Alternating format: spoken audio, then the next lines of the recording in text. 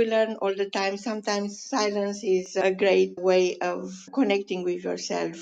And for me, it's always about understanding your ability to go through difficult and joyful times equally. I know it might sound strange, but I don't have bad days and good days. I passed that stage when circumstances outside my own reality would dictate how I feel. For me, every day is a gift, and I trust myself that at the end of today, I will feel better. I will make a difference. Trust yourself to take yourself through the day without being influenced by what other people think of you, without being influenced by the reality created by others, throwing things at you that you can't cope with. I believe that each one of us is his own or her own reality architect. Most of the time, we ignore all the resources we have, all the spiritual, emotional resources we have within. We go into the world thinking we are less than others. We go into the world thinking that everything is done and is done so well. And yet, look at the mess the world is in right now. The question, I think, it's half a question because you can put the rest of it. So, do you trust yourself to be happy? Do you trust yourself to make a difference? Do you trust yourself to whatever that might be? You pick the rest of the question to create the answer you want because you are the architect of your own reality. You create the reality you deserve and you envisage. I don't have good days and bad days. I create my own reality. I trust myself to create my own reality. I think is the only way to create and deliver value. The stage is yours. I have this that I want to read. I honour who I am. My life is genuine reflection of who I really am. This is my life, and only I can live out my purpose and choose how I spend my days. I choose to pursue a life that feels good to me. Being myself and being grateful for who I am is the only way to live a happy life. I know who I am and embrace my vision for myself while honouring others regardless of whether or not they can see my vision. I trust and honour the journey of myself, through myself, to myself. I am disciplined, I am motivated, I'm happy, I am me, I am calm, I'm courageous, I am brave, I'm optimistic, I'm gifted, I never give up, I am beautiful, I am strong, I am confident, I am observant, I am blessed, I am smart, I am grateful, I choose happy, I am poetic, I am cheerful, I am kind, I'm exciting, but most of all, I am enough. I do trust myself. To be perfectly honest, I'm the only person I trust 100%. And yeah, I have to be real there. I honestly think that, well, I've got great friends, I've got hubby, I've got my son, but the one person I do trust is myself. I trust myself, to be real, and to continue this life as me. Love you guys. I'm going to pass the mic. Go ahead, Jaira. The stage is yours. Thank you. Well, I came into the room a little bit late, so I didn't quite catch the questions. The question, Jaira, is very short, very simple, and very difficult. Do you trust yourself? Thank you, Jaira. That is a very, very good question. I suppose when I think about that particular question, um, it almost sounds as if it comes down to confidence. Do I have confidence in myself? And the answer to that question would be um, I think everybody initially, when they are learning to walk, they are not so confident. But as they fall down and get back up, fall down and get back up, eventually they develop the confidence to be able to stand.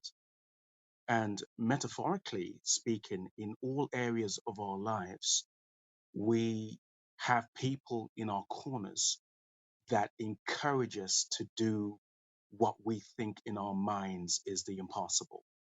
And we have great teachers, we have great mentors from the early inception of our years that tell us that we can do it. because we have a guide, we have someone to be able to look at, someone to be able to model. So, in answer to that question, I would say that I wasn't always as confident, but as I've developed the mindset of watching, observing, looking at other people that has done exceptional and incredible things, I've developed the confidence to be able to try things for myself. Now, the reason why I say this is because my father, who bless him, is no longer with us as a family. He wasn't always as confident, and this is something that I recognized and I realized when I was actually quite young. And just to give you a little bit of a backstory without going on too long, my father, when I don't think I've ever told this story in this club, but when I was around about 6 years old, my father had a nervous breakdown and his world was totally broken and totally shattered, which meant that he was quite dependent upon my mother. And I got the impression very, very young that he would always second guess himself as regards to, can I really do this? And as most of you know, when someone has a breakdown, it means that you are literally molding and shaping your character and your personality again, depending on how it's actually had an impact upon your life. And for me, that was quite devastating at the time because in my mind, I knew that something was wrong. And I came to realize that my hero was broken. So it meant that I had to do something. I had to look beyond my hero and I had to find other role models with whom I could watch, observe, and then model to be able to get to the point where I was. That led to a whole lot of challenges along the way. And I didn't have the confidence. I knew in my mind that I was capable of doing certain things, but I was fearful of making mistakes. I was fearful of getting it wrong. I was fearful of someone perhaps looking at me and telling me that was terrible or that was awful. But as I've fallen down in different areas of my life and got back up, I now find myself that other people have now found that as I've opened up and as I've allowed myself to become transparent and also recognize that I'm not perfect, but I have goals, aspiration, dreams, and desires, it means that I have to have confidence in myself to be able to fulfill those dreams. After all, there is only one of me. There will never be another one of me in the world. I'm an original. And one of the things that I know with originals is that when you plant yourself, and when I say plant yourself, when you start to show the gifting and the talents and the abilities that you have inside of you, that you were born with, naturally born with, uh, that is what endears people to you. That is what people then look at and say, that was good, or what you said there was good, or the gift that you've displayed is amazing and incredible.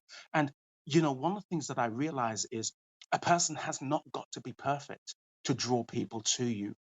What you have to do is you have to have confidence in yourself and in the natural abilities that you ordinarily have and develop those abilities. And as those abilities and those talents are developed, then what happens then, I believe that you will then draw people into your world. I believe they call it in social media influencers. When people talk, when they say things, they do things, people will clap and they will applaud and they will comment, hopefully favorably. And as they comment, they are saying indirectly that I celebrate you. And as your confidence grows and you continue to nurture and develop those gifts, then you will draw people that resonates to you into your world and they will then begin to talk about you. So I would say I now have a lot more confidence in myself because of where I'm coming from, the battles that I had to go through, the adversity that I had to overcome to be able now to be able to encourage and influence other people and to be able to celebrate other people. And in return, I'm finding that other people are celebrating me. Now, it was interesting that I was listening to, I believe it was the two friends that met in as they were in prison.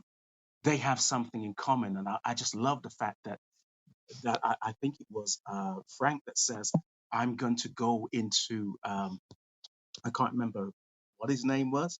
I think it was James's world, and spend some time developing that and nurturing that relationship."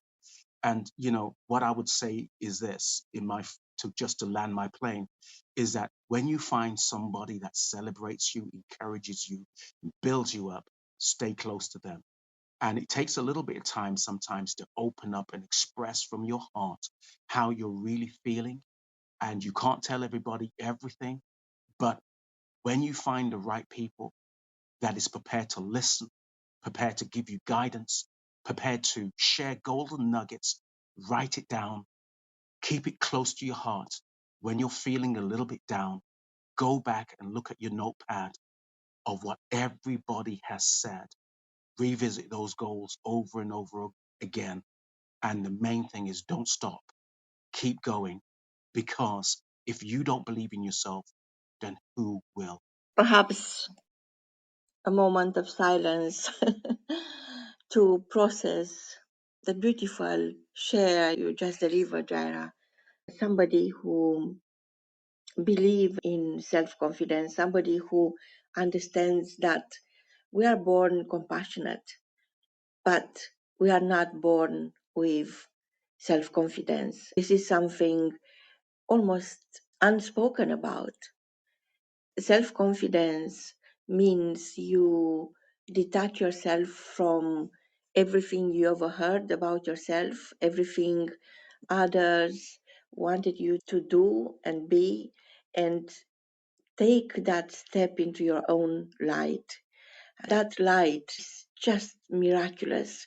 I think self-confidence is the maker of you. We are talking about trusting yourself, uh, making that cardiac arrest beat on yourself before you invite others to beat on you. I'm looking at Rose, and just a year ago, she was on a journey. And I can tell you now, Rose, you are the destination. And I'm going to tell you this all the time. You are a destination. And the people who need you can find you now because you are putting your name on it.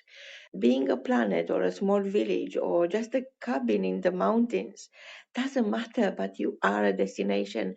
Trusting yourself, not about your ego. Actually, there's no ego involved. If you think about is a lot of work. The work within is very messy. You have to let go of so many things, almost everything. I had to unlearn almost everything before trusting myself. We share not only the outside world, but the world within, and I think is the most magical place. So thank you so much for sharing the hope, and thank you, Jaira, for bringing this sense of clarity when it comes to trusting yourself in a way that only you can do. We have with us Dr. Cheryl, and I know for her, perhaps it's, I don't know, 2 o'clock in the morning. I'm not quite sure. But Dr. Cheryl, the stage is yours. Good morning, Dr. Marina. It is 2:48 in Costa Rica. It has been a year since we first connected, and it's been a year since I moved to Costa Rica, and it's been an amazing journey learning how to trust myself and trust the God within me to come out of the darkness. And that's been an interesting experience. Last year, at this time, I was just settling, resettling, moving from China after 10 years, staying in Jamaica for 6 months and waiting for the next step, waiting to see where am I going to have my settlement, where am I going to continue my work in helping men and women who are lost, stuck, and trapped from issues dealing with the mother wound, issues dealing with childhood trauma, just trying to understand the importance of their voice, helping so many people unmute their voice, of course, first starting with myself. So I'm so excited because God has really moved and shifted. My work has continued to grow and expand, but I really wanted to give an update. I remember I shared with the group, especially with you, Dr. Marina, because I remember Frank was there. That's the only person I can recall that for years, I was not, I did not have the benefit of experiencing the feel of the sun's rays on my skin. When I was younger, I was told that I suffered from PMLE, polymorph light eruption, where sun exposure would be very damaging to my skin. And it was often embarrassing when I would have an outbreak. And so when you live like myself, just kind of on the go across the globe, wherever the Lord leads me, it's often difficult to explain why I'm always covered up with long sleeves and long pants and umbrella, especially a person with melanated skin. It's a PMLE is an autoimmune deficiency condition that is very misunderstood, but there are about, I would say, 6 million men and women across the globe that deal with this issue where we dread the change in seasons, especially we dread the summer. And so for me, not only do I dread the summer, I just dread sun. So the idea of the sun's rays touching my skin is extremely intimidating. And as a result, you also suffer with compromised confidence, self confidence. But anyway, as I continued to learn about this, grow, I continued my work in helping others heal from other areas of their life. So in the process, I didn't even realize it. So I now live in the mountains. You talk about the mountains and the lake. The lakes are my front door. So I get to experience the joy of God's nature, his handiwork every day.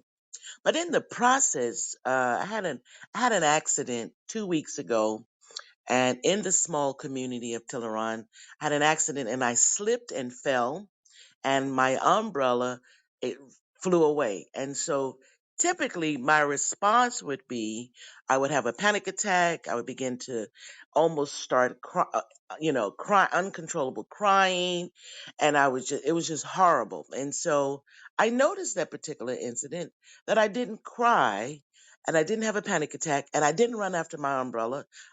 People came running to help me get up and they helped me get up. And I said, "Oh my goodness, that gripping fear was no longer with me. The idea of having the sun touch my skin would cause me to go in a very dark place. But I got up and I thanked everybody and I said, well, thank you. And I said, when I got home, I said, wait a minute. I didn't have a panic attack from the thought of having a PMLE reaction. So what's happening? So I let it go. So then the week passed, and good news again. Since my work has taken me to the mountains, my coaching practice has grown. I live on a wellness center. That is incredibly awesome. I had to go outside one day on my terrace and take photos. What I didn't realize at the time that I was standing underneath the sun. I was outside. The sun was shining. It was only 5 minutes, but I was in the sun and I did not have a reaction. After 55 years of being in the dark, 55 years of dreading summer, 55 years of dreading a sunshiny day, 55 years of feeling angry that I cannot experience life like other people, God gave me 5 minutes to have the experience the sunshine kiss my forehead and kissed me on the back of the neck. And I did not overreact. I did not have a panic attack. I did not have an outbreak. And I am still basking in that experience that had only been a distant dream, a distant desire, and a continued prayer. 5 minutes of sunshine helped ameliorate 55 years of being in the dark, feeling invisible, resenting the fact that I'm different. And God gave me the freedom once again to say, I believe all things are possible. This is Dr. Dawson. Thank you for listening. And I just yield my mic. And peace, blessings, seasons, greetings to all. Thank you for listening. You mentioned something about making decisions based on other people's judgment, making decisions for yourself based on other people's judgment. That sentence doesn't make sense, and yet this is what is happening to billions of people every single day. We want the change for a better world, transform and have less injustice, better social movement, social landscape that will allow our children to suffer less, unleash their unique talent. This is only possible when we start at home, when we start within, and that's home to your dreams. Don't suppress them. Don't make decisions based on other people's experience. They don't have your experience. You can't even blame them for giving you the wrong advice because they are not you. You are the only one. I often talk about your inner teacher. Trusting yourself is one of the most crucial milestones you could ever reach. It's about building your confidence, it's about allowing others to trust you more, it's about making this process of decision making fluent. And trusting yourself is all about very little effort to generate emotions, positive emotions, to create self love and the ability to look within. You are missing nothing. You have no excuse left. Trust me when I'm saying this. You have everything and more than you need to really experience life from a different perspective, to trust yourself. The inner teacher is been growing and growing, and you've been suppressing that inner teacher because you've been always going out of your way to learn from others how to be you instead of being you. The inner teacher is there already. Let's remove that part when you doubt yourself, and let's trade the how for the wow. Just be yourself. Just understand that the way you are already designed in a divine way. You don't need to change yourself. You just need to change the narrative. Trust yourself. Don't wait till you have no choice but to trust yourself. Just don't go through all that painful chain of experiences. You are going to meet back here tomorrow morning, 8 a.m. London time, to hear your story. And until then, just remember, be you. Goodbye.